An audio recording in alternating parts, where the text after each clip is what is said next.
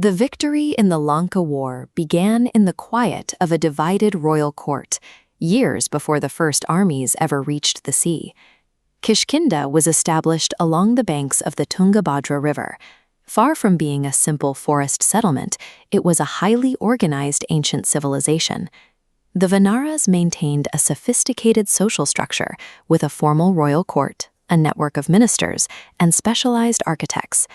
Behind the kings and warriors of this society stood an ancient, anomalous figure whose presence anchored the entire kingdom. This guardianship became critical after the death of King Vali.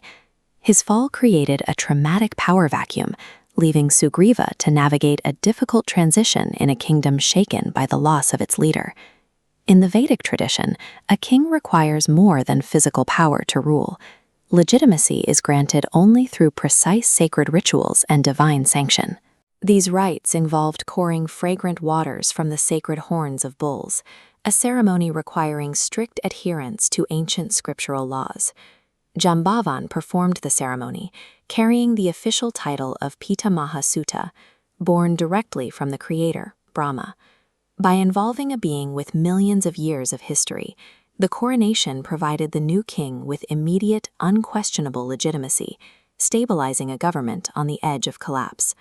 That stability was tested when the rainy season ended. Sugriva became absorbed in the responsibilities of his palace, delaying the mobilization and threatening the alliance with Lord Rama.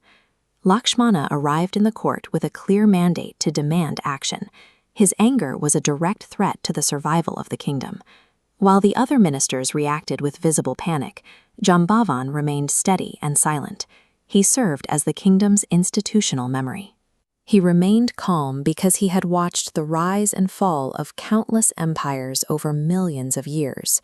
No single crisis could destabilize him. A royal court functions differently when even one member refuses to react out of fear.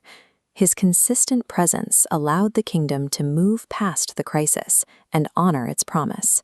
When the Vanara army finally mobilized, warriors arrived from as far as the Himalayas and the Vindhya Mountains.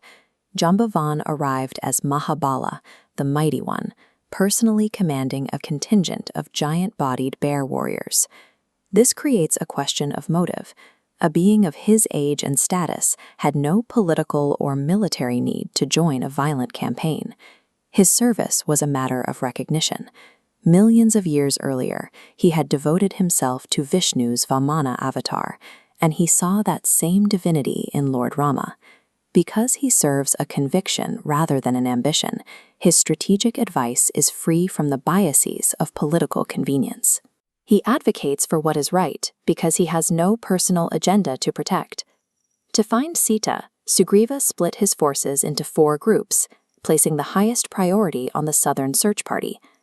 This group included the kingdom's most capable individuals, Prince Angada, the divine architect Nala, the commander Nila, and Hanuman. Sugriva specifically added the elder Jambavan to this roster of peak condition warriors.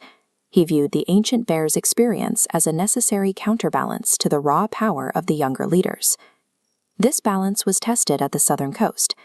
Faced with an impassable ocean and a past deadline, the group was overcome by a crushing despair. At this low point, they met the ancient eagle Sampati, who provided the first definitive proof that Sita was in Lanka. Military force is ineffective without the restraint to handle success. By placing Jambavan on the front line, Sugriva ensured that once the search party secured their first real intelligence, they had the veteran judgment needed to process it and act correctly. Jambavan remained in the background of the epic, providing the foundational bedrock that made every celebrated victory possible.